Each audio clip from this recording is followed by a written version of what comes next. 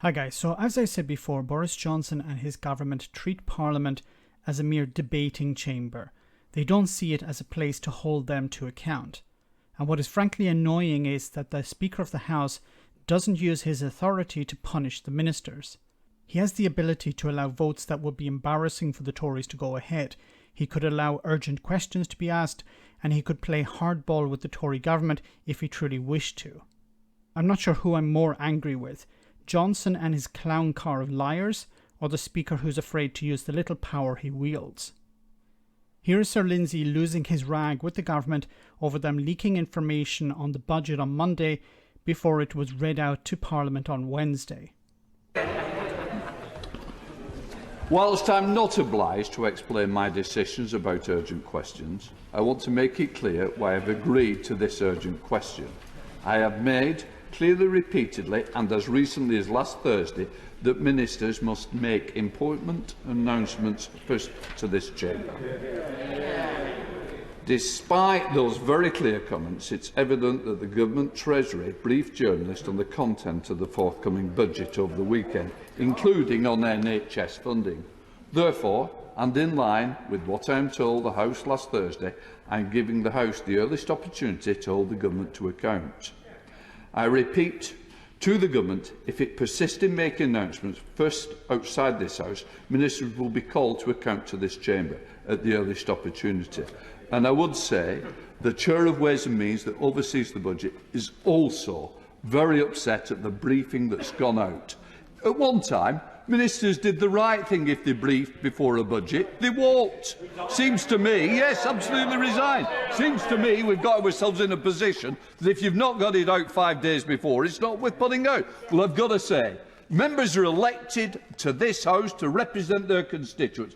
Those constituents, quite rightly, expect the MP to hear it first in order to be able to listen to what the budget's about, but also for the days following that to hold them to account. It's not acceptable, and the Government shouldn't try to run roughshod over this House. It will not happen.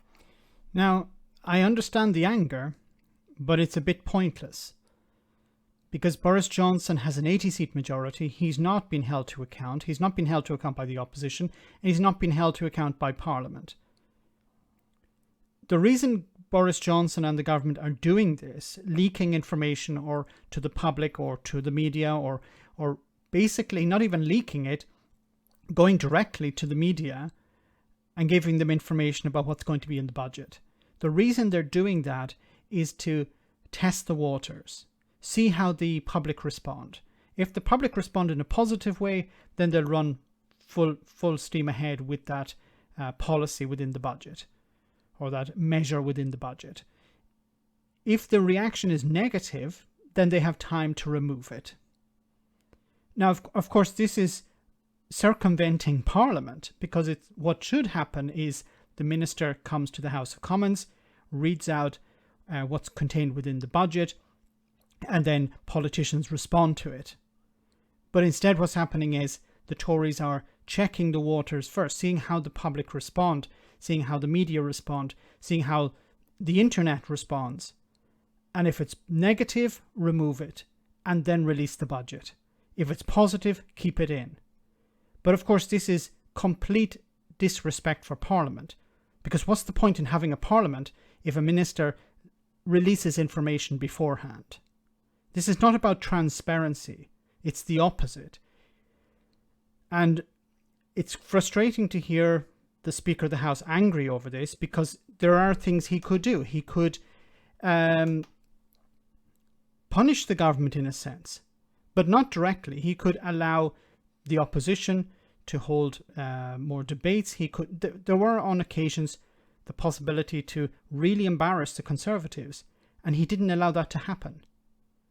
He knows that they're charlatans. He knows that they're taking the entire Parliament for a ride, but he's not doing anything about it. He's moaning about it, he's complaining about it, but he's not taking any action. Let me know in the comment section, guys, what you think about all of this. As always, your comments are greatly appreciated. Thanks a lot.